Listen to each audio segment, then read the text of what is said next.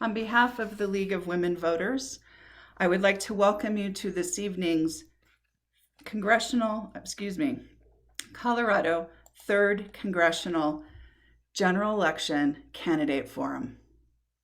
My name is Lori Meininger.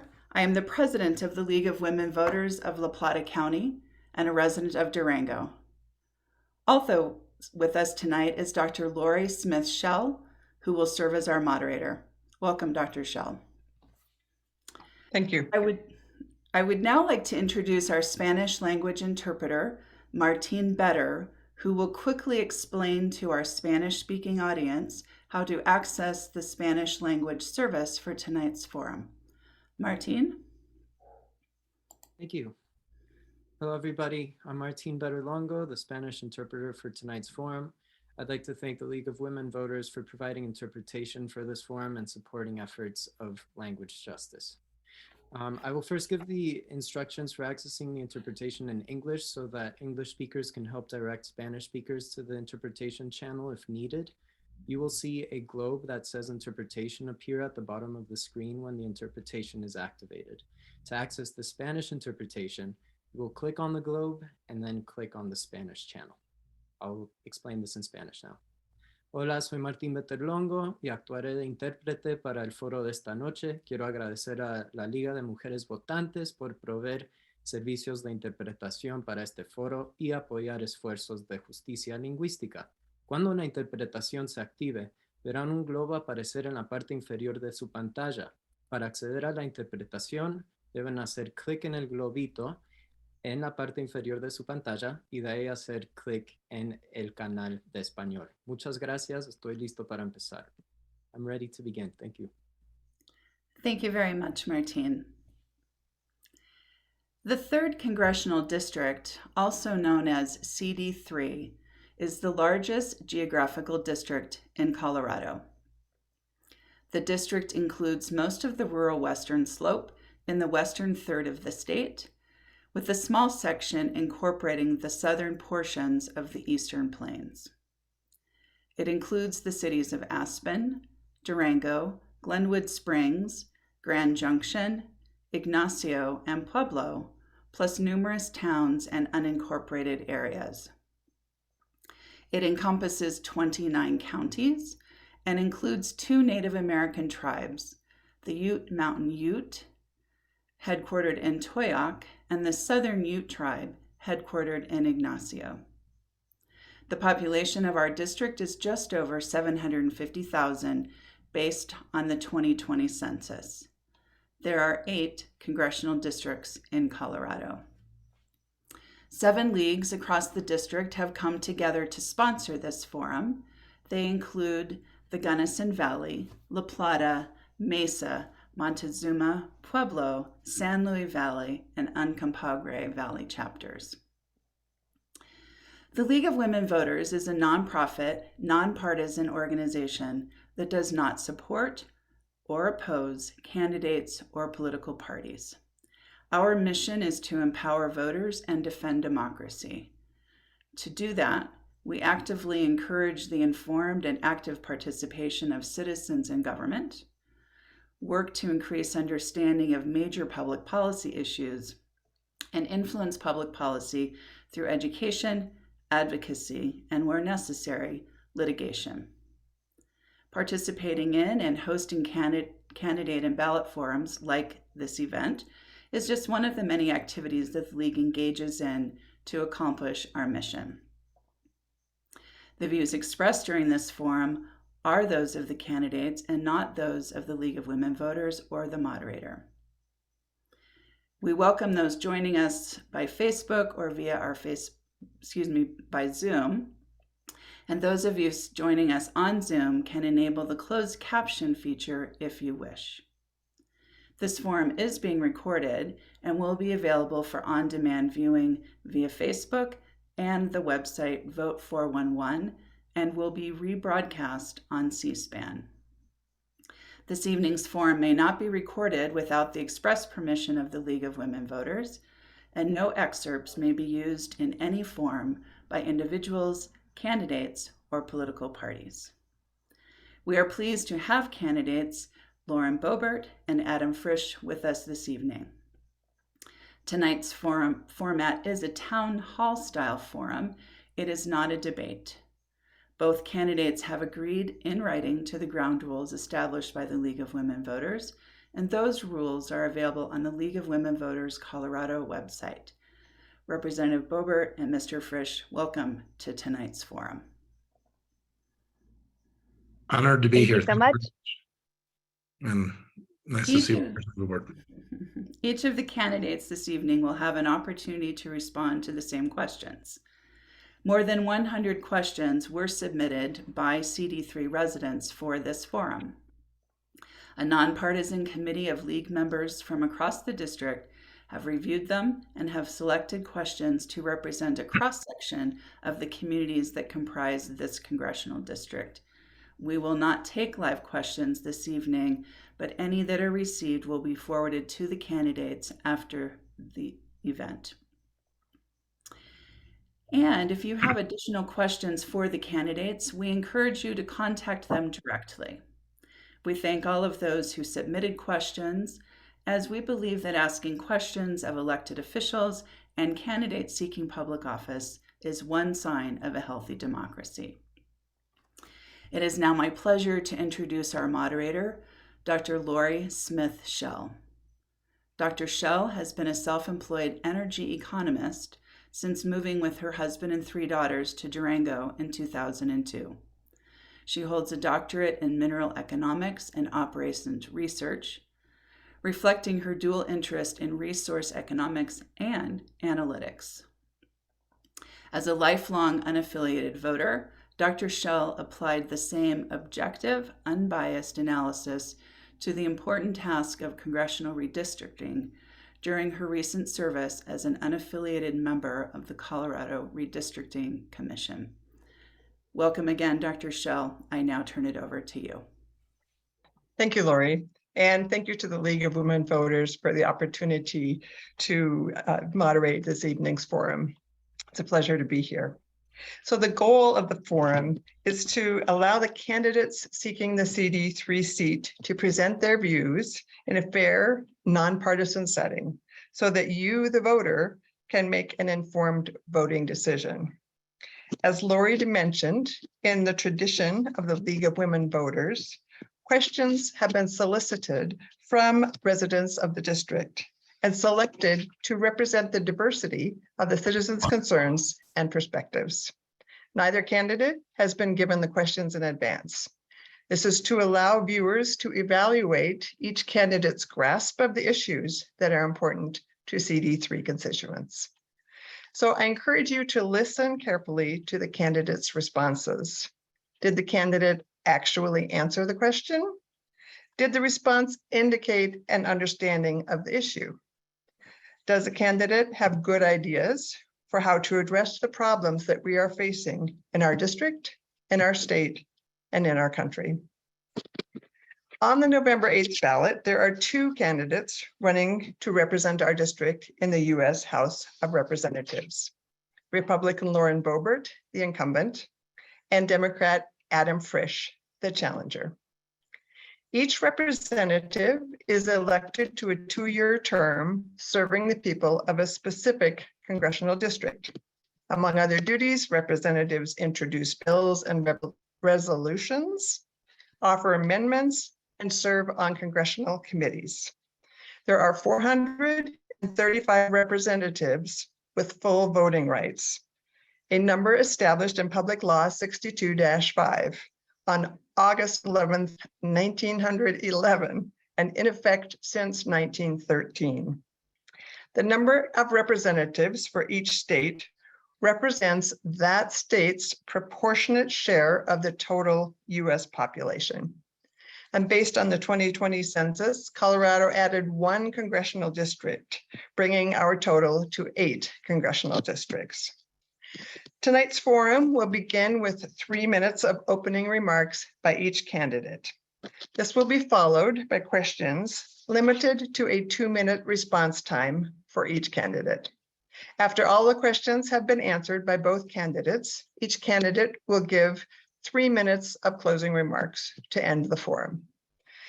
Prior to tonight's forum, the ground rules were provided to the candidates and agreed to by each of them. This is a forum directed to you, the voters, not a debate. And with that in mind, I remind the candidates to direct the answers to me and to the audience, and not to each other. This is in the spirit of productive civil discourse and to advance the voters' understanding of each of your views. Also, candidates, please keep your eye on the timer. The timer will keep you informed of your remaining time.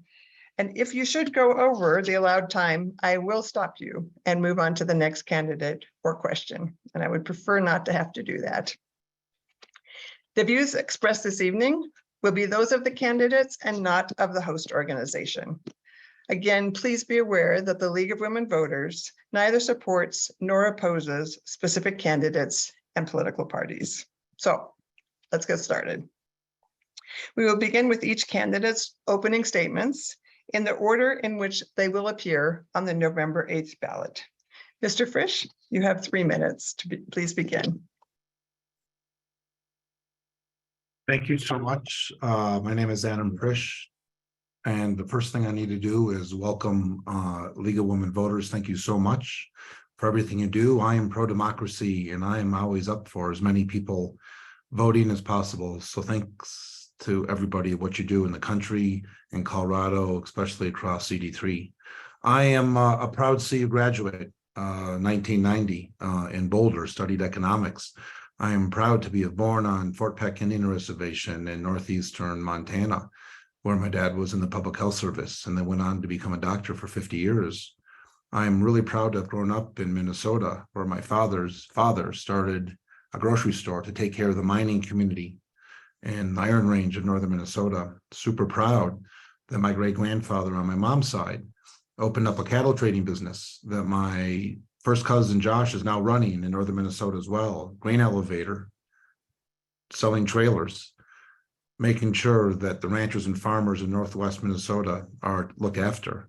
Super proud to have spent a little bit of time in New York City before I ran into going to too many funerals in New York City for 9/11 and had the chance to reset and met my wonderful wife, Katie, and we decided to raise our family and do a business in home construction and residential design and build in Aspen, Colorado, up on in Pickens County. And we have a 15-year-old daughter and a 16-year-old son. Super proud of that. When COVID started, I obtained my substitute teaching license. I think it's really, really important that these kids stay in school almost at all costs. And COVID was a disaster for everyone's mental health as well as academic performance. And so I'm super proud that these schools are open, and I'm a proud member of PARA. And so thank you for everyone in the teaching community and education community. My wife's the president of our school board. We get involved. I stand up when I see problems. And last year, I looked at what was going on with our current representative with due respect. And I saw something that was not being done. It was not focused on the ranchers and farmers. It was not focused on our veterans in our district. She seemed to be more focused on herself and traveling around the country. I see that her and her mentor, Marjorie Taylor Greene, are the leaders of this entertainment industry that's been talked about. And I think people want to see the circus to stop. I am really excited. For 20 years, I've been saying if there was a Get Stuff Done party, I'd be in that party. But that party's not doing very well right now. And I think our country is suffering for it. And I think our district is suffering for it immensely. My number one goal when I go to Congress in January is to join the Bipartisan Problem Solvers Caucus. It's made up of 29 Democrats and 29 Republicans. And that's where we got our first infrastructure bill and our first COVID relief package. I'm excited to have further conversations with everybody here. Thanks very much. Thank you, Mr. Frisch. Representative Boebert, you have 3 minutes. Hello, everyone. I am so happy to be here, and I'm proud to be your representative. I'm proud that the Gazette endorsed me, calling me a champion for small business, the working class, and the middle class. I encourage you to visit my website for a list of my accomplishments on the job, on healthcare, water, forest, roads, and a list of 20 bipartisan amendments that included help for our Native Americans, children, and our veterans. During our last debate, I launched AspenAdam.com to fact check a bunch of false attacks Adam's been making about my voting record. At AspenAdam.com, I've posted a detailed vote by vote explanation about my strong support for our veterans, a secure border, energy development, and so much more. I'm fighting for all of us every day because inflation is out of control. Energy costs are skyrocketing, while liberal Democrats like Adam are running like Republicans because they know their policies are killing our pocketbooks. Nancy Pelosi is running a con game in Washington, D.C., and we are all paying the price for it. Nancy's con game works like this. She slaps a name on a horrible bill that sounds really good. She loads it up with thousands of pages of spending we don't need, we can't afford, and then she forces a vote in the dead of night with no time for any of us to actually read the bill. Then candidates like Adam spend millions on false attacks because I had the guts to say no. Enough is enough. The American people know exactly what's up. I have faith in all of you. We all know Washington is broken. We used to trust our elected leaders on both sides of the aisle to look out for us, but they failed us. I'd never been in politics before this position, and I'm like most Americans who just want the government off our backs. But when liberal extremists tried stripping away my right to protect myself, when they defunded the police and let riots take place in our cities, when they mandated I shut down my small business while Walmart stayed open, I had had enough. Too often, it feels like the government is working against us rather than for us. I'm fighting hard for all of us on the issues that matter most to our district. I made sure Denver suburbs didn't steal 7 billion gallons of water from the San Luis Valley. I made sure Forest Service got funding to help firefighters. I introduced the most comprehensive forest management bill in decades.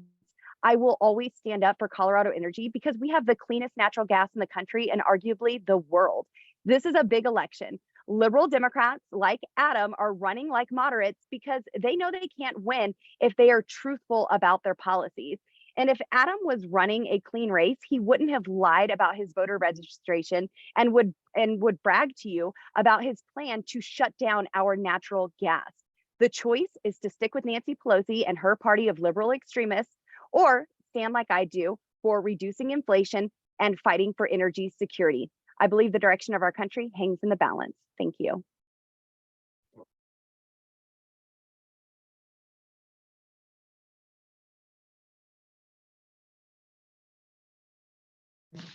Thank you, Representative Boebert. I apologize for being on mute.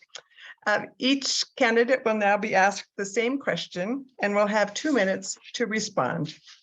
We will alternate which candidate goes first for each question, starting with Representative Boebert. So for the first question, according to the 2020 census, households in Colorado's Congressional District 3 have a median annual income of $58,000 compared to $65,000 across the entire United States. Voters in CD3 are concerned about the rising costs of living, such as food, housing, and childcare. What legislation will you support to address these concerns that will have a near-term impact on the residents of CD3? And what specific impact or impacts do you see possible? Representative Boebert. Thank you so much. You know, the cost of living is a topic that we have on a regular basis. Here in Colorado's 3rd district, the affordability of housing and people actually being able to afford the fuel to put in their vehicles to go to work.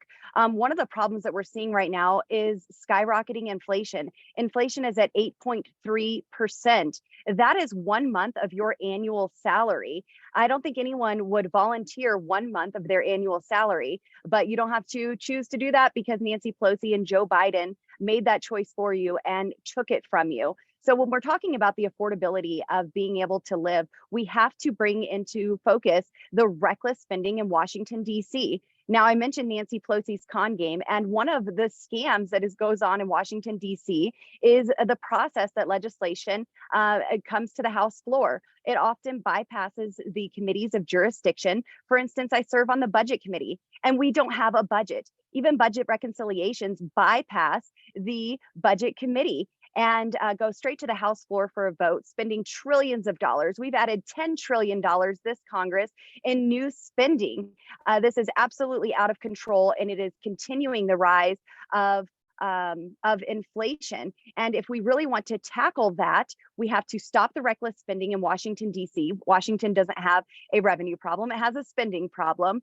And we have to regain our energy independence. This is a monumental and something that we have to focus on right now. I also serve on the Natural Resources Committee, and unfortunately, Nancy Pelosi will not allow the Democrats to talk about energy in America. Instead, they want to rely on our adversaries for our energy development rather than producing that good, clean energy right here at home, where we could literally be exporting freedom around the world and lowering costs for Americans. There are 20 million Americans currently who are struggling and cannot afford their electric bill. So we have to address the inflation and we have to address the energy crisis. Thank you. Mr. Frisch. Yeah, thank you, Doctor. This is the number one question I hear after driving about 15,000 miles in the primary and the general election. And first, I'd like to make a point of clarification. I'm Adam Frisch. I'm not Nancy Pelosi. Energy independence, obviously, number one, is what we're having with our high gas prices. I've been very clear, well before I got involved in anything to do with running for CD3. We produce the cleanest coal, the cleanest energy. We do great work in solar and natural gas, and as well as in wind. We need to make sure that we stay independent as possible. I've made it very clear that I'm not happy with the Biden White House spending half their White House trying to shut down more regulations to get to this renewable energy, which is important in time. But when the White House in the United States is showing up in Venezuela, in Iran, and then Saudi Arabia, literally begging for them to turn the taps on, I think it's completely counterproductive. That's number one. Lowering drug prices. Current Representative Boebert voted against the bill. You can go to my website and look it up about lowering drug prices and putting a cap on insulin, which I think is very important for everyone who has diabetes out there, and there's a lot of them in our district. I also think it's important to realize that affordable housing is something that's crushing people. I spent a lot of time, almost a decade, working on that. And it's certainly affecting a lot of people as I drive around in Alamosa and Walsenburg and Cortez. People are being crushed by that. And it's not just legislation, it's also bringing back money. The hardworking men and women and businesses send a tremendous amount of money to DC.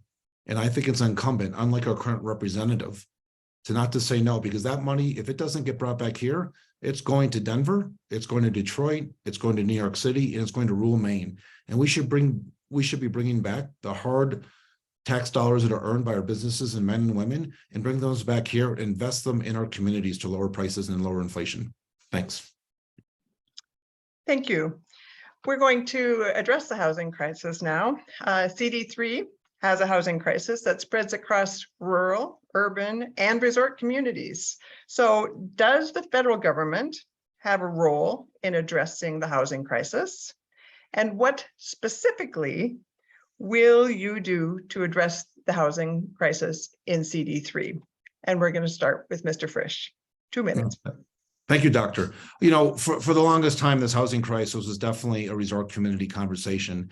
And my community started working on this problem in 1974. I started working on this problem in 2009. It's been a long time. And what's obviously happened over the past couple of years, the affordable housing crisis is hitting Pueblo, it's hitting Grand Junction, it's hitting Rifle, it's hitting Walsenburg. And we need to figure out how to produce more housing. And we also need to figure out how to increase wages, because if people have more money, it will also make the cost of buying a house better. Mortgage rates are going up, rent is going up, and we need to figure out how to bring home. Again, there are millions and millions of dollars that have been turned down by our current representative. And if we're not bringing those monies back here, they're showing up in the other 434 districts. This is not a liberal or conservative or moderate conversation. It is, you bring home the bucks to have the local elected and civic leaders make those investments in that community. So I would love to see a lot more money come from DC straight into the county level and local control, local control, local control. Let's see those county commissioners and those city council people and the land use planners and the nonprofits that are working in affordable housing night and day to try to figure out how to provide housing. Because I think we can all agree, if people don't have stable housing, it's really, really hard to have a stable life. and that goes for education and children and education. So I'm really, really proud of all the work I've done. And this is the conversation that I'm having. And there's a lot of conservative, a lot of Republican county commissioners are picking my brain about how our community's been able to do that. And again, it's about bringing home the hardworking tax dollars that our citizens and businesses send to Washington, D.C. Let's get that money back reinvested and let the local leaders put it to work. Thank you, Mr. Frisch. Representative Boebert, 2 minutes. Yes, so I think that we need to bring this back to inflation when talking about affordable housing. And I don't see how Adam can possibly relate to how hard inflation is hitting everyone's pocketbooks. I don't think Adam even understands what causes inflation. On August 8th, Adam posted on social media that he supported Biden and Pelosi's Inflation Reduction Act because, quote, it's an important step forward in reducing inflation. But on the campaign trail, Adam is telling voters that it won't reduce inflation. So keep in mind, Adam pushed for more taxes as an Aspen City Councilman, higher fees, higher water rates, higher electricity rates, while he jacked up Aspen's budget by tens of millions of dollars, and even took millions of dollars from Aspen's affordable housing program. And look, just like all the Democrats, Pelosi and the extremists on the left are jacking up the cost of everything with their inflationary policies, and housing is no exception. That said, there are reasons to be optimistic. I'm a huge fan of Senator Tim Scott's Opportunity Zone legislation. It's attracted tens of billions of dollars in investment in low-income communities, including some in our own communities right here in CD3. This is a private capital idea that is going into communities that need it most. Opportunity zones are funding more apartment complexes and townhome buildings than I've ever seen in Grand Junction, including the Sundance Village townhomes complex and so much more. Durango has established opportunity zones, and opportunity zones have launched even in Montrose for residential and commercial construction. And I'm also really excited about the Mosaic Housing announcement to build a modular home factory in Grand Junction. I'm a huge fan of opportunity zones, but we cannot talk about affordable housing without talking about the reckless spending in Washington, D.C., and how Adam has been on the record saying that he would have voted for these bills that spend trillions of dollars that representatives don't have time to read. And thank you, Representative Boebert. Thank you. Yes. We're going to change the subject and talk about immigration. So a 2021 Gallup poll found that 75% of Americans consider immigration good for America, but do not support illegal immigration. Congress last passed significant immigration reform in 2013, almost 10 years ago. Do you consider immigration reform a priority? If yes, what would that reform include? And if no, why not? And we will start with Representative Boebert, 2 minutes. We need to fix our immigration system. There's no question about that. But for me, that starts with securing the border. I think it's immoral that the left's open border policies encourage poor and often desperate people to break our laws while they risk their lives and put our own law enforcement officers' safety at risk. The United States is an extremely generous country when it comes to legal immigration. Under our current laws, we allow more people to immigrate to our country legally than all other countries. More than 1 million legal immigrants come here on green cards, and another 1.5 million come here on temporary work visas. One of the great experiences I have as a member of Congress is to welcome naturalized citizens who come to our country the right and legal way. They have proven their allegiance to our country, and they have patiently waited and followed our laws.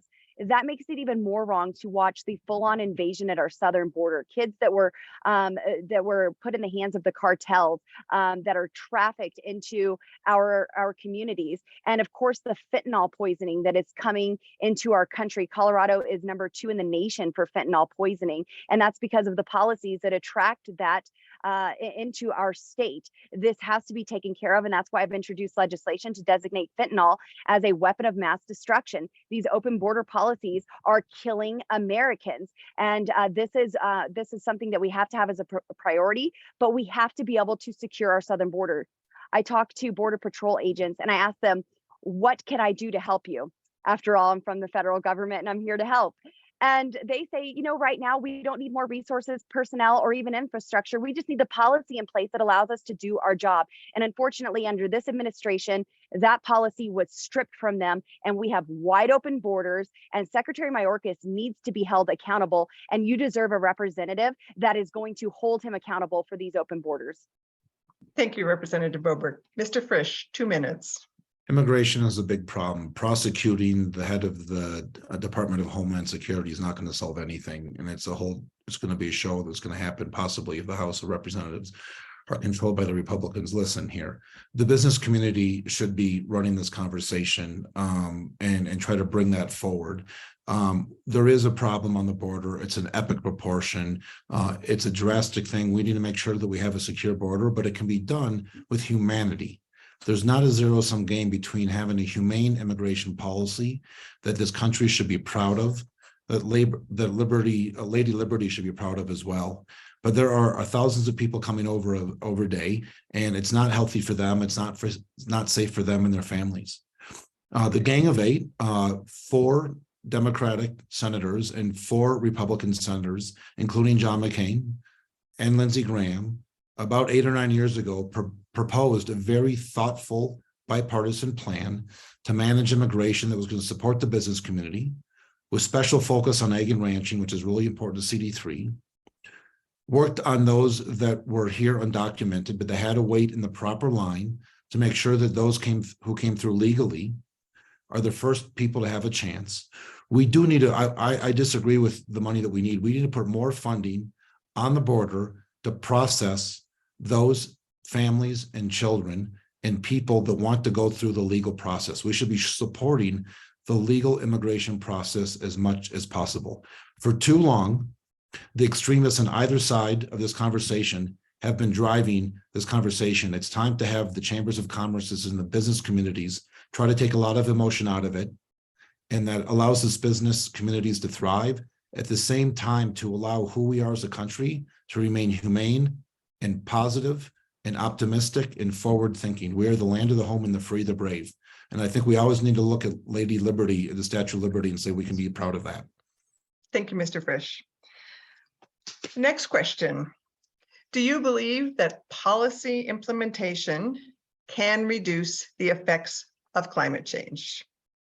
If yes, what climate change legislation will you work to pass? And if no, what will you do or say on climate change issues? Mr. Frisch. Thanks for the question, Doctor. We have a climate crisis, and that's never more apparent in CD3 when we're having a conversation about water. Everybody, ranchers and farmers, conservationists, environmentalists, those in the recreation business, we need to make sure that we have water, and it's protected not only from the suburbs of Los Angeles and Las Vegas and Phoenix, but from the suburbs of Denver. This water needs to stay, that falls down in the western slope. It needs to stay to help our farmers and our ranchers with all this technology that's happening in the big city of Denver. I believe that beef is still the largest export, and that is important that we honor that ranching heritage and that ranching economy. It's really, really important. And the same thing, we have a 100-year water bill, and it's going to come up for legislation, and it's going to come up there. And at some point, there's going to be 8 people from Colorado sitting across the table from 52 members of Congress from California. And I ask you and your family and your business to think about that, about who do you want sitting in that chair in Washington, D.C., focused in a competent way to work in a bipartisan manner to make sure that water stays here. That's number one. There is a way for us to continue to work in a responsible way towards more renewable energy. Our 150-year-old steel mill in Pueblo is 90% solar powered. It's a great example. There's hundreds of new jobs being created. Also in Pueblo, it's becoming the world leader in the manufacturing of the wind turbine towers those 300-foot towers. If you need anything welded with steel, Pueblo, Colorado is the best place in the world to do that. We also need to make sure, to balance this, that we make sure that we remain the cleanest producer of nat gas and oil and coal in the country, to make sure we're not showing up on the doors of Saudi Arabia begging for help. Thank you. Representative Boebert, 2 minutes.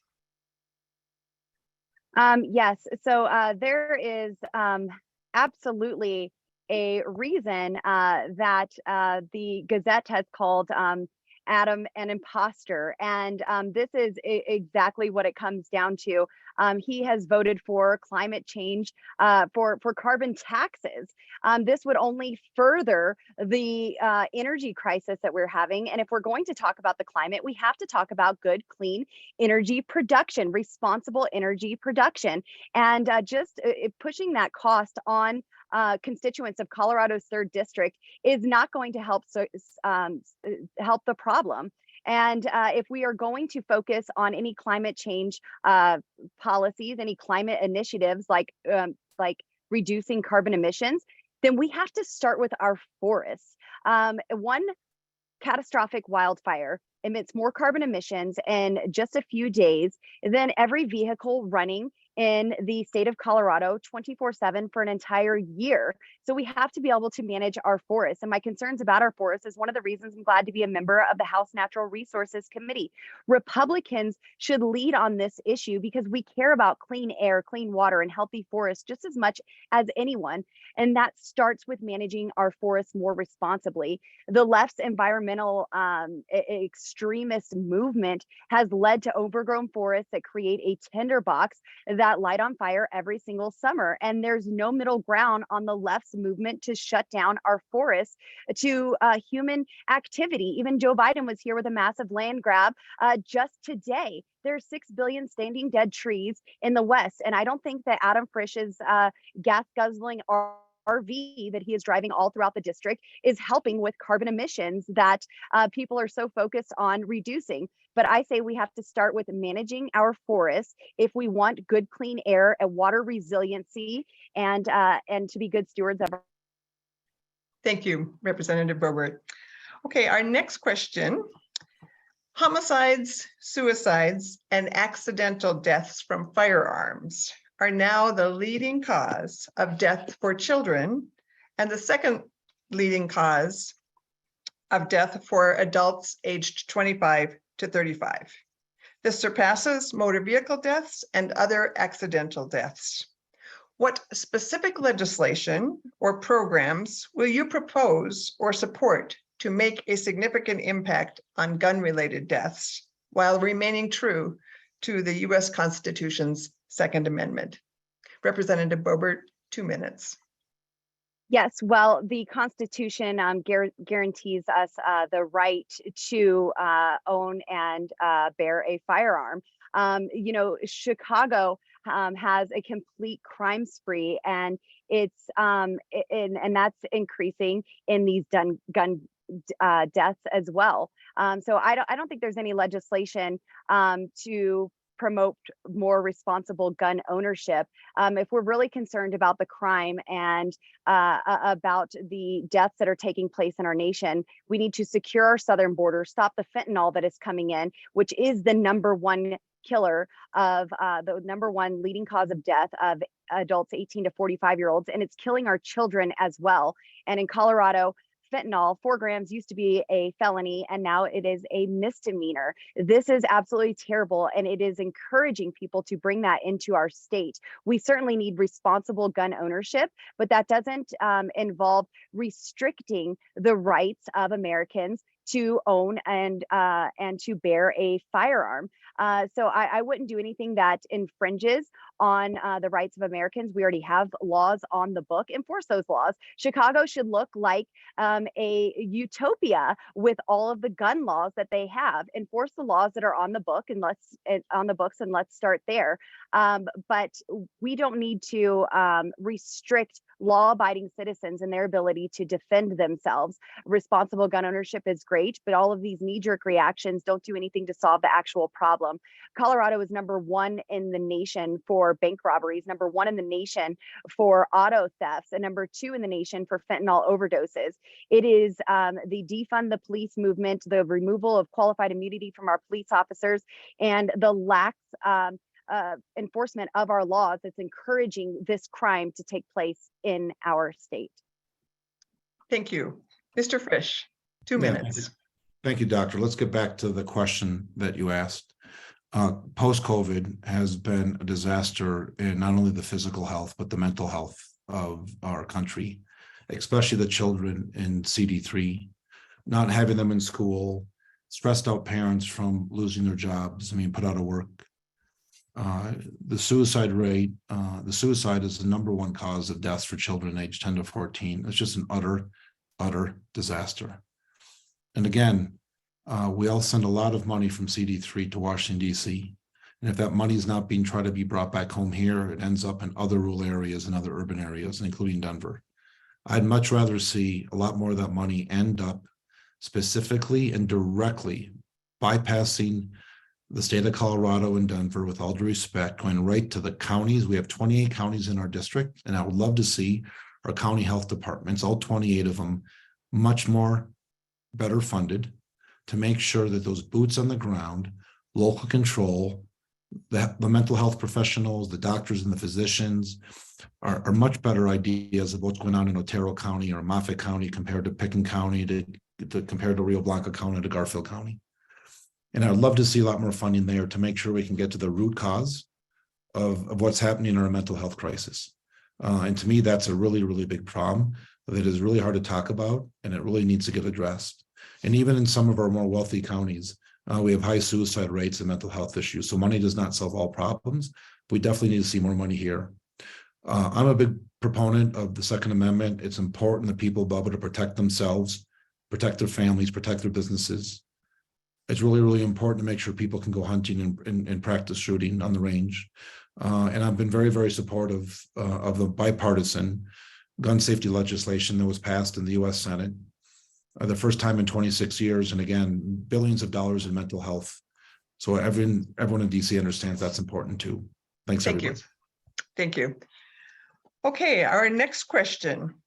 Do you believe that the federal government has a role in educating our children? If you do, what role do you believe the federal government should play?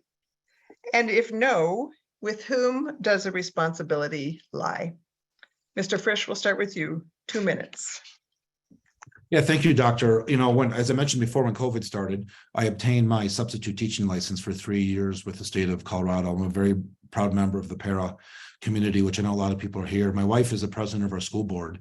I have a 15-year-old daughter and a 16-year-old son that are in high school. So obviously education is really, really important to me. There's a lot of great things about Colorado, but its state funding is another disaster and a disgrace. And I can tell that firsthand from being in these classrooms. And, my last tour in the primary, 6 days, my son and I did 54 communities, 1,900 miles, and we spent time in as many school districts as we could to let people know how important rural school funding is, because the school funding in rural Colorado should have the same access as in Cherry Creek and also our fancy resort communities. From a national funding federal role, the federal role is supplying the funding and letting the local school boards work with the local parents to figure out what the best reading, writing, and arithmetic and policies and supporting arts education and a holistic child thing, holistic child syllabus is important. And so I so cherish to try to figure out how to get more money, not just from Denver, but also from DC. And I'll not be shy about trying to get that money back into our community, but local control, especially for the school boards and those local parents, that's where that's our balance. Okay. Thank you. Representative Boebert, 2 minutes. Yes, so the federal government has done a terrible job. I don't believe that there should even be a federal Department of Education. Local control with grant with rights for parents needs to be our focus. Keep the money with the children. Counties working hand in hand with parents do it best. I support funding the students, not the system. Less federal control, more local control. And in 2019, more than half of Colorado students in grades 3 through 8 performed below grade level in reading, writing, or math. And since 2020, 1.3 million children have left the public school, despite the FBI calling them terrorists. Parents are taking charge because they've learned firsthand how teachers' unions are looking out for themselves more than our kids. One size fits all solutions don't work. Decisions are made best locally. There should not be this federal Department of Education. The money we invest in public education should follow our students, not the institution, allowing parents to make their best decision for their children. When it comes to higher education, even Nancy Pelosi said the president doesn't have legal authority to simply wipe away student debt. And so it's grossly unfair to those who paid off their student loans or never got loans to be forced to pay for other people's student loans. So the entire system is absolutely broken. And it's really interesting to bring up that Adam, that your wife is on the Aspen school board, because there has been proven critical race theory and terrible comprehensive sex ed that has come out of that school district that parents have fought very hard against. And this has to stop. We have to put education first. There's a reason why our children are failing in reading and writing, because we're putting woke ideologies above all of that. Thank you, Representative Boebert. Okay, our next question. Residents of CD3 experience high cost and limited availability for both health insurance and healthcare services, despite increased funding by the federal government. What will you do to ensure that healthcare funding is distributed equitably throughout the CD3? And we will start with Representative Boebert. 2 minutes. So healthcare is a mess. We spend over $800 billion a year on administrative costs, which is $800 billion that isn't going towards actual care. The insurance companies and the federal government have way too much say in our personal health care. And my biggest concern is access to quality care in our rural communities, which I was able to get funding for our community health centers through appropriations that I worked very hard to get passed and over the line and signed into law. The bigger the hospital systems, though, and the bigger the insurance companies are, I think the more irrelevant they view us. I worked with State Senator Matt Soper and Delta Health to secure a special status for Delta Health, which would lower drug costs and increase reimbursement rates for the hospital. I led on securing that $1.74 billion to expand access in our community health centers. I've joined legislation to improve and expand access to telehealth, and I've worked hard to fight against medical mandates to protect the freedoms and livelihoods of our healthcare workers and military personnel that have been on the front lines and who have absolutely been disenfranchised by government overreach and unconstitutional mandates. And as conservatives, we should push for more competition, closer patient-doctor relationships, and more portability with our healthcare insurance. And there's some good work on health freedom accounts going on in the House Freedom Caucus right now that I think is pretty interesting and doesn't take anything away from anyone, but it does help expand our options. It basically expands the role of personal health and savings accounts. So your health insurance can stay with you personally. That will lead to more competition without taking away anyone's current insurance options. So I think that that's worth taking a look at. And I certainly think there's plenty of room for individual states to develop their own solutions rather than rely on the Democrats to take over the nationalization of our healthcare. Thank you, Representative Boebert. Mr. Frisch, 2 minutes. Thank you very much. We obviously, as you state, have some of the highest healthcare costs and insurance rates, without a doubt, in the country. There's a lot of our bigger communities in Pueblo and Grand Junction and elsewhere that have really strong healthcare facilities. The problem is they're showing up at New York City prices. So accessibility is not only not having to spend a half a tank of gas to actually see your healthcare provider. But also, it's really, really important to make sure that you don't get put in bankruptcy because of it. And we need more competition for sure. We need to make sure that the private practice practitioners are staying in the valley, on the reservations, in the most rural parts of the district. Under no circumstances do I support any type of nationalized medicine. I think it's important that we remain a private sector healthcare system that provides, again, more funding.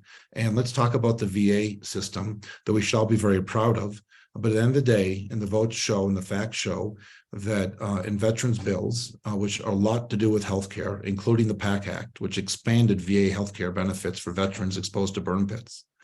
Representative Bolbert turned that down and the PACT Act, as she has for 80% of all the bills in her term that had to do with veterans. And most of those veterans bills had to do with healthcare. And so we need to continue to figure out, not just for the veterans, but also with the civilians. And again, the mental health care access has been just decimated over the past couple of years, right as we start to see a post-COVID boom of people really struggling in all ages, in all ethnicities, and all incomes. And we need to figure out a way to retain more doctors and nurses in our rural community.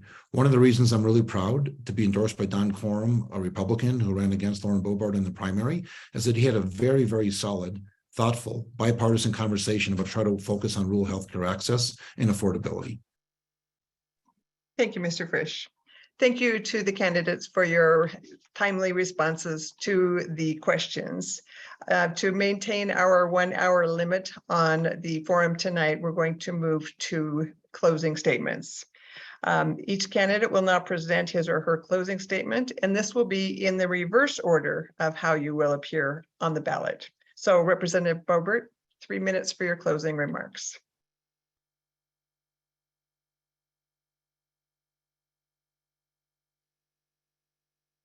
Thank you so much. It is just such an honor to be with you all and to be your representative and to take this fight all the way to Nancy Pelosi and the Democrats. And you know, it shows when the Gazette comes out and calls me a champion of small businesses and the working class and the middle class, that there is something that's happening here to actually prove that we will fight for our district. As your representative, I've proven that I will always fight. When Denver suburbs tried stealing 7 billion of gallons of water per year from the San Luis Valley, I made sure our voice was heard and helped put a stop to that. Our forests are in bad shape. I helped secure $48 million for the U.S. Forest Service. I also introduced the most comprehensive forest bill in decades because our forests are being mismanaged, destroyed by beetles and forest fires.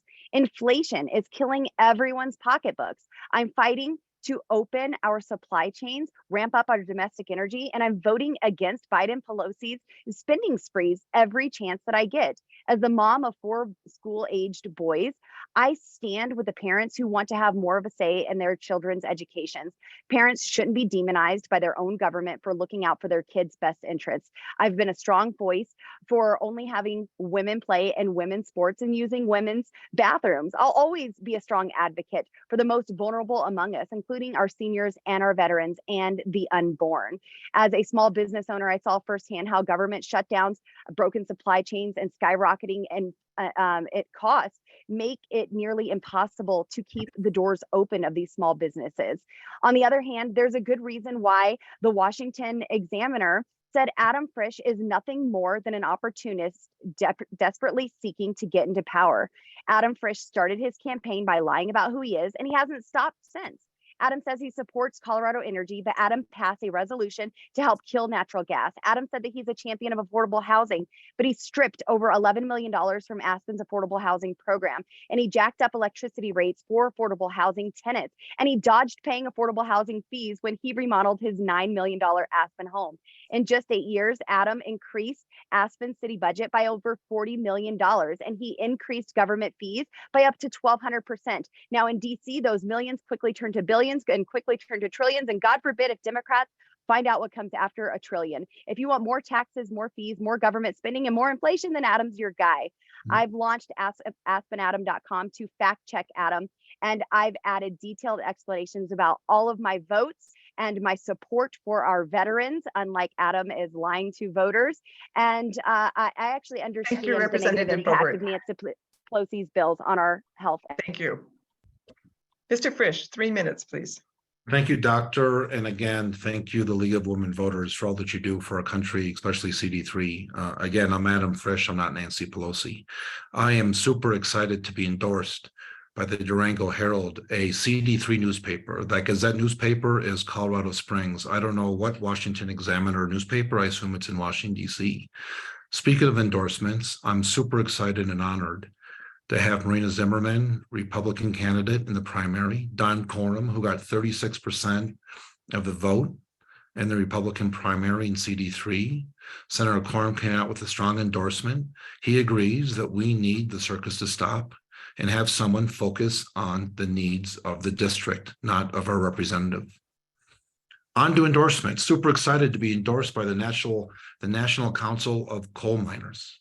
Super excited to be endorsed by No Labels, which is the leader of this Problem Solvers Caucus. Again, 29 Dems and 29 Republicans working in a bipartisan manner to get stuff done. Super excited to be endorsed by the Forward Party, which has recently merged with Renew America movement, made up of a series of serious Republicans that are not supportive of Donald Trump and this anti-election denying fraud ecosystem that is out there. Again, we have our Representative Boebert, with due respect, and her mentor, Marjorie Taylor Greene, that leaders of this entertainment industry, and we're leaving a lot of money on the table that should be coming back here. I'm not running to be the voice of any party. I am going to be hired and fired by the citizens and the families and the businesses of CD3. I don't report to Joe Biden. I don't report to Nancy Pelosi, and I won't be reporting to anyone in DC because my focus are on the families and the businesses of our district here. I think it's really important to realize people want the circus to stop, and bipartisan is where I want to go. And that's where I'm getting endorsed by bipartisans. That's why my staff is made up in a bipartisan manner as well. You can go to the Lugar Center from Georgetown University, and there's a great ranking. It's a sad one for our district of bipartisanship. Out of 435 members in the House, our current representative is 433 out of 435. Her only claim is that she's above her mentor at 434 in Marjorie Taylor Greene. And don't underestimate it. There are a bunch of Democrats on the bottom of the bipartisan list as well. My goal is to be in that top 10 to top 15 bipartisan index to make sure that I'm working for the men and the women and the businesses in our industry, in our district. Representative Boebert is 0 for 39 in legislation. She has gotten 0 of her bills out of committee. I ask for your vote. Thank you very much. Thank you to both of the candidates. I will now turn it back over to Lori for closing.